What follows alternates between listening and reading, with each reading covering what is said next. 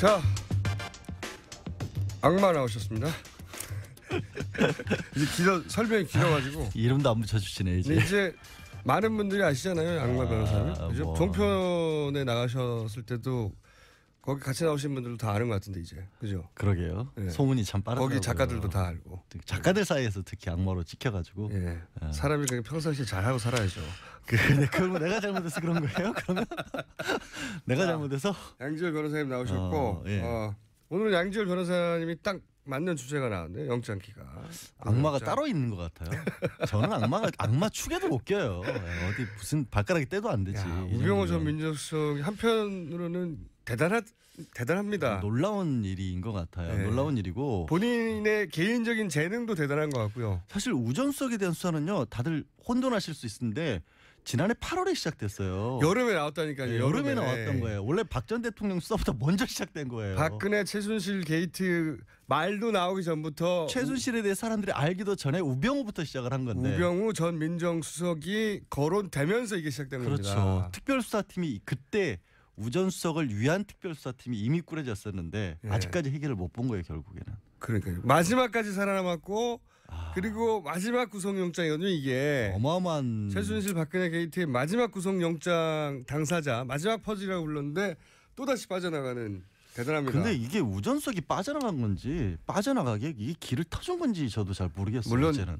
터졌다고 봐야 왜냐하면 정황이 아니겠는가. 오늘 법원이 영장을 기각을 하면서 내놓은 게 결국에는 법적으로 다툴 여지가 많다라고 했는데 명백한 게 없다는 거죠. 명백한 게 없다는 거잖아요. 이거는 그리고 이제 우전수석이 계속 주장했던 게 자기는 모르고 그냥 민정수석으로서 일을 했을 뿐이다. 최순실도 모르고 그러니까. 최순실에 대한 비보고를 받은 적도 없고 모른다. 나는 그쪽 아무것도. 그러니까 나는 K스포츠 재단이 그렇게 한지도 모르고 미르도 그렇게 한 건도 모르고 아무것도 몰라요. 이분은. 그러니까 순수한 의도였다는 거죠. 악마가 아니라 순수한 사람이었다. 일만 열심히 했다. 애초에 박근혜 대통령이 딱 그렸던 그림. 딱 그 그림 그대로를 우병우 전 민정수석은 여전히 고수하고 있는데 그러니까 김기춘 전 비서실장도 못 빠져나간 거를 혼자 빠져나갔다라는 게 정말 대단한 사람이고. 그러니까 이게 대통령이 선의로 한 것이고 그렇죠. 대통령이 기업들이 자발적으로 한 것이고 가장 첫 번째 그 대응 틀이 있었잖아요. 그걸 문건을 바로 만들어준 게 민정수석실이었고 얘기하신 것처럼 그러니까 K스포츠하고 미르재단의 어떤 출연 자체는 어차피 문제가 없고 거기서 꺼내간 것도 없지 않느냐. 그래서 법적으로 아무 문제가 없다는 논리를 아직도 박 전 대통령은 주장하고 있잖아요. 고스란히. 그런데 그 틀 속에 만들어준 사람은 그리고 그 사람도 여전히 그 틀 속에서 얘기하는 겁니다. 그렇죠. 나는 몰랐다. 나는 정상적으로 모든 게 진행되는 줄 알았고 K스포츠나 미르재단이 아무 문제 없는 줄 알았고 최순실은 아무 관련 없는 줄 알았고 최순실의 존재도 몰랐고 최순실의 개입도 몰랐고 아무것도 몰랐고 나는 진공 상태에 살았다는 거죠 이게. 민정수석이. 야 대단하지 않습니까? 근데 그걸 법원이 받아들일 정도로까지 소명을 했다는 게 더 대단한 거고. 그렇다는 얘기는 검찰이 그거를 짚어서 충분하게 이게 거짓말이라고 입증해내지 못했다는 거죠. 예. 그러니까 나 뒤에 뭐 증거인멸 도주를 따질 필요도 없는 거고 법원이 봤을 때 이게 죄가 되는지를 모르겠다는 건데. 검찰이 주장한 결국에 정도만 검찰 수사가 솔직히 부족했다는 거죠. 그러니까 검찰 과거에 그 이재용 부회장이 처음에 기각됐을 때는 이렇게까지 들어갔는데 기각됐느냐. 이건 법원의 문제 아니냐. 그렇죠. 판단 잘못 아니냐 했다면 이번에는 검찰이 법원이 판단할 거리를 주지 못한 거예요. 일단 SNS에 영장 담당 판사 이름이 실시간 검색으로 오르질 않아요. 이게 뭐냐면 그러니까 그냥 웃자고 드린 말씀이 아니라 이 언론을 통해서 알려졌던 여러 가지 사실들 우전 수석이 이른바 자기 밑에 특별감찰관 대통령 직속의 이석수 특별감찰관 말고 자기 그냥 부하라고 표현을 할게요. 네. 검찰에서 데려왔고 경찰에서 지원받고 세무 공무원들 데려와서 쓴 그 특별감찰관이 어떤 횡포를 부르는지는 알려졌잖아요. 네. 영장도 없이 사무실 수색하고 개인적으로 모욕감까지 주고 공무원들. 네. 일단 공정위가 없는 데도 만든다고 하고. 없는 데도 만든다고 하고 이런 것들도 이게 그냥 민정수석으로서 일을 좀 지나치게 한 것밖에 안 된다라는 식으로 소명이 됐다라는 거거든요. 이거를 어떻게 소명을 해내는지가 사실 저도 그 자리에 들어가 보고 싶었을 정도로 검찰이 충분히 못 때린 건데 못 잡아낸 건데. 그것도 이상한 게 무엇보다 박영수 특검이 마지막에 폭탄 몇 개를 던졌잖아요. 사실 100% 구속된다. 다시 영장 청구하면.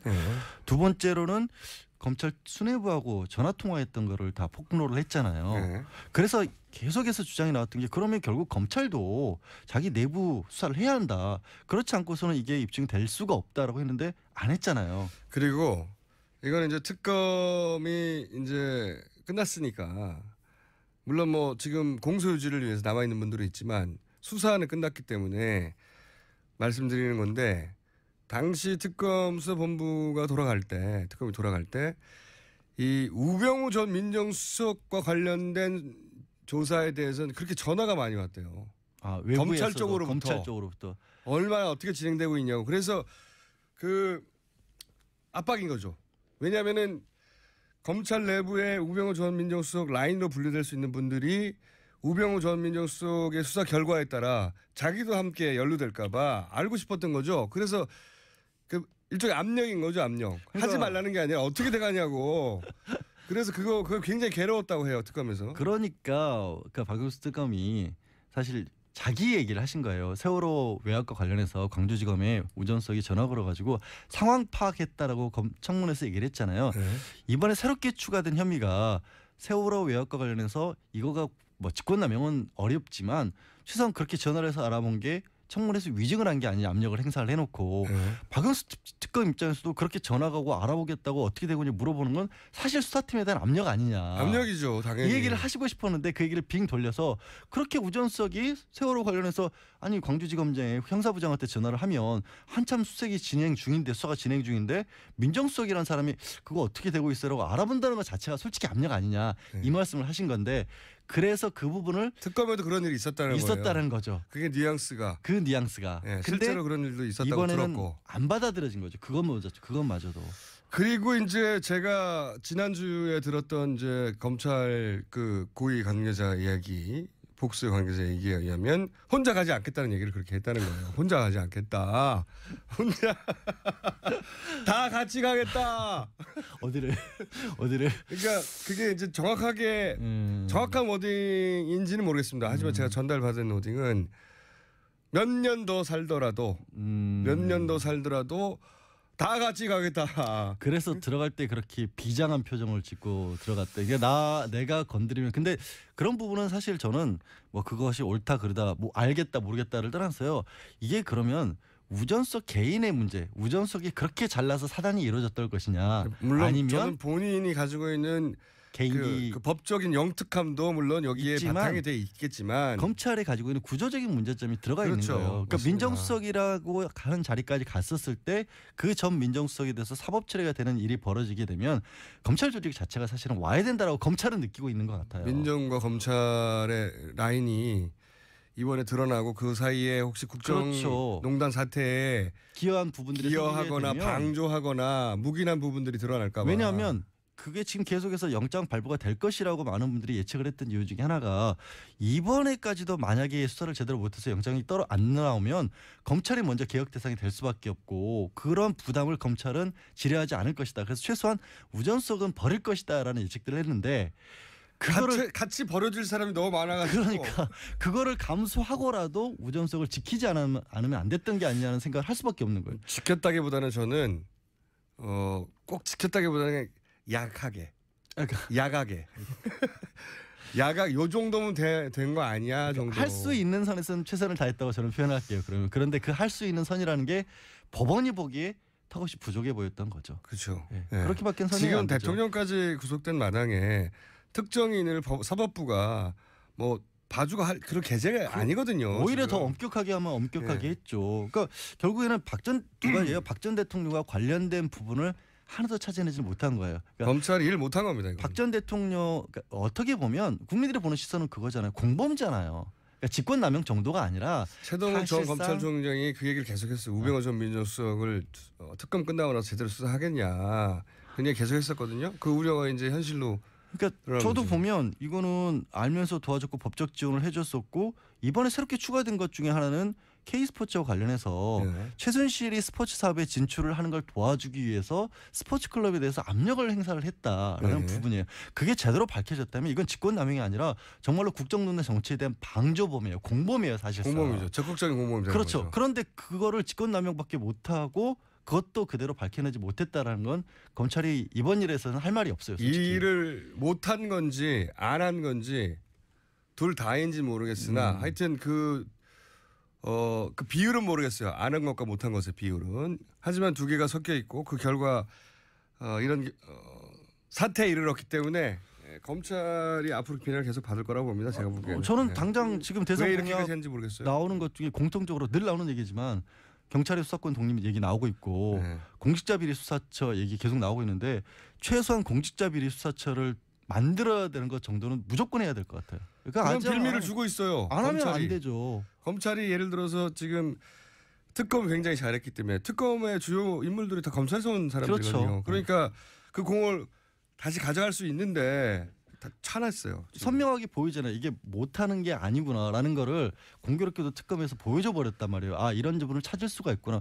그러면서 오늘은 어제 밤에 고영태 씨를 아니 근데 고영태 씨를 왜 어제 참 근데 전 그리고 또 사기죄 얘기 나오길래 언론에는 알선수 얘기만 나와서 그런가 보다 했더니 사기죄는 혐의 없다고 경찰에서 불기소로 통보했는데 혐의 없다고 통보된 거를 체포영장부터 받아놓고 변호사한테 전화해가지고 나올 날짜를 조절하다가 바로 체포를 해버린 문뜯고 이게 말도 안 되는 거거든요. 제가 이런 대상에 많이 대봤잖아요. 이렇게 안 합니다. 아니 정말 뭐라고 해야 될까 이거는 실망스러운 게 네. 이렇게 날짜가 겹치는 일을 벌이게 되면 당장 어떤 얘기들이 나오면 아 이거 우전수석이 이런 식으로 나올 걸 예상을 했나?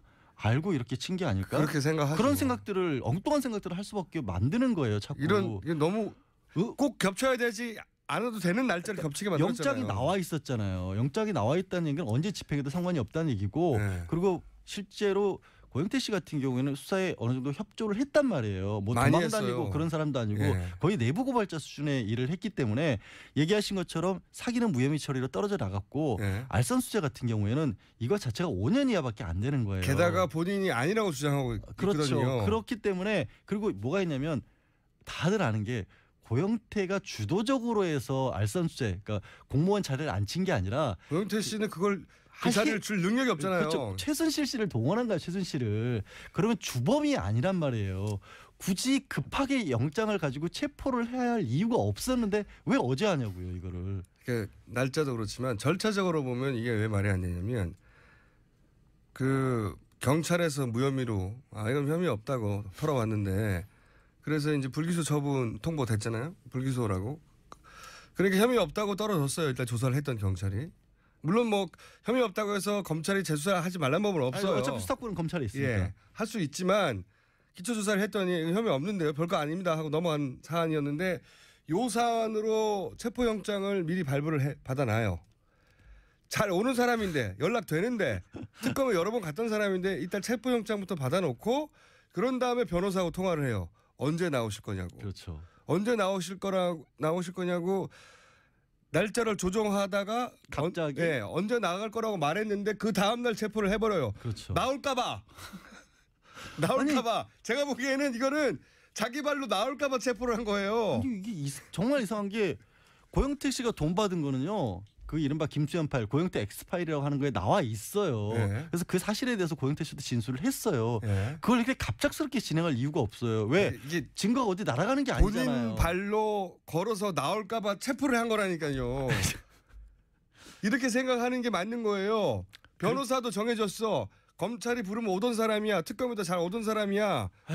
그리고 걱정스러운 게 그런데 날짜도 맞춰서 나온대. 이거 그냥 나오면 안 되는데 체포해야 되는데 이렇게 된 거예요. 왜 저 진짜 다른 걱정이 뭐냐면 고영태로 인해서 이 모든 일이 발생했다는 음모론이 있었잖아요. 네. 지금까지 그거 주장하는 사람들이 있는데 예. 이런 식으로 법 적용을 해버리면 그거를 또 다시 불을 그분들이 지피는 써먹을 거예요. 빌미가 되는 거죠. 네. 해명을 충분히 해야 돼요. 그렇게 할 수밖에 없었던 이유가 뭔지를 검찰이 밝혀줘야 된다. 그러니까요.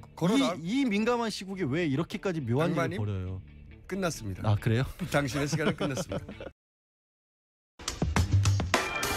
자, 악마 나오셨습니다.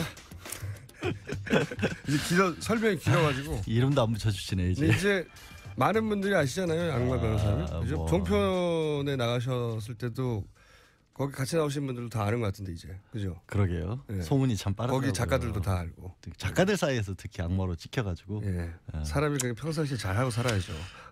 그럼 내가 잘못해서 그런 거예요? 그러면 내가 잘못해서? 양지열 변호사님 나오셨고 예.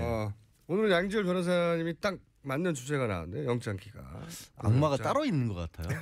저는 악마 축에도 못 껴요. 어디 무슨 발가락이 떼도 안 되지. 우병우 전 민정수석이 한편으로는 대단합니다. 놀라운 일인 것 같아요. 네. 놀라운 일이고 본인의 개인적인 재능도 대단한 것 같고요. 사실 우전 수석에 대한 수사는요. 다들 혼돈하실 수 있는데 지난해 8월에 시작됐어요. 여름에 나왔다니까요. 네, 여름에 나왔던 거예요. 원래 박 전 대통령 수사보다 먼저 시작된 거예요. 박근혜 최순실 게이트 말도 나오기 전부터 최순실에 대해 사람들이 알기도 전에 우병우부터 시작을 한 건데 우병우 전 민정수석이 검찰 수사가 솔직히 부족했다는 거죠.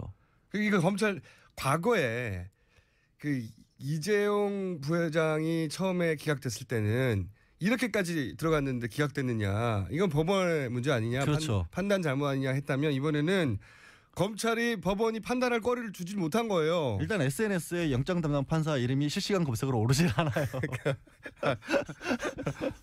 그게 뭐냐면 그러니까 그냥 웃자고 드린 말씀이 아니라 이 언론을 통해서 알려졌던 여러 가지 사실들 우 전 수석이 이른바 자기 밑에 특별감찰관 대통령 직속의 이석수 특별감찰관 말고 자기 그냥 부하라고 표현을 할게요. 네. 검찰에서 데려왔고 경찰에서 지원받고 세무 공무원들 데려와서 쓴 그 특별감찰관이 어떤 횡포를 부르는지는 알려졌잖아요. 네. 영장도 없이 사무실 수색하고 개인적으로 모욕감까지 주고 공무원들 네. 일단 공정위 없는 데도 만든다고 하고 없는 데도 만든다고 하고 이런 것들도 이게 그냥 민정수석으로서 일을 좀 지나치게 한 것밖에 안 된다라는 식으로 소명이 됐다라는 거거든요.